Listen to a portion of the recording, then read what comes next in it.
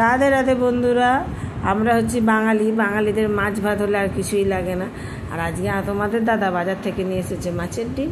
চলো মাছের ডিমটা কি করা যায়, সব সময় ঝোলে দিয়ে ভালো লাগে না, তাই ডিমটাকে আগে একটু সিদ্ধ করে নিয়ে তার মধ্যে নুন, হলুদ, জিরে গুঁড়ো, কাঁচা লঙ্কা কুচি, পেঁয়াজ কুচি দিয়ে ভালো করে চটকে নেবো। আর সঙ্গে দিয়ে দেবো কিছুটা পরিমাণে বেসনটা দিয়ে ভালো করে এটাকে মেখে নেবো। আমরা সবসময় ডিমের ঝোল খাই, সবসময় তো সেটা ভালো লাগে না, তাই আজকে একটু ভাবলাম বড়াটাই করে নেওয়া যাক। দেখো ভালো করে মাখিয়ে নেওয়ার পরে কড়াই গরম হয়েছে, তাতে দিয়ে দিলাম তেল। সর্ষের তেল দিয়েছি, তোমরা চাইলে সাদা তেলও দিতে পারো। তারপরে যেটা মাখিয়ে রেখেছিলাম ডিমটা বেসন দিয়ে সেটা বড়ার আকারে ছোট ছোট করে দিয়ে ভাজতে দিয়ে দিচ্ছি।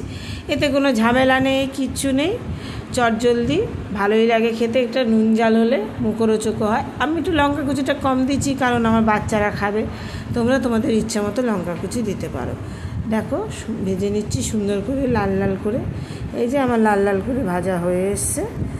এই যে মাছের ডিমের বড়াও রেডি। দেখো ডাকছি একটা একটা করে। এই মাছের ডিমের বড়া এখন কমপ্লিট।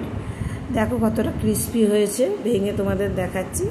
গরম গরম ভাতে খেতে দারুণ লাগে।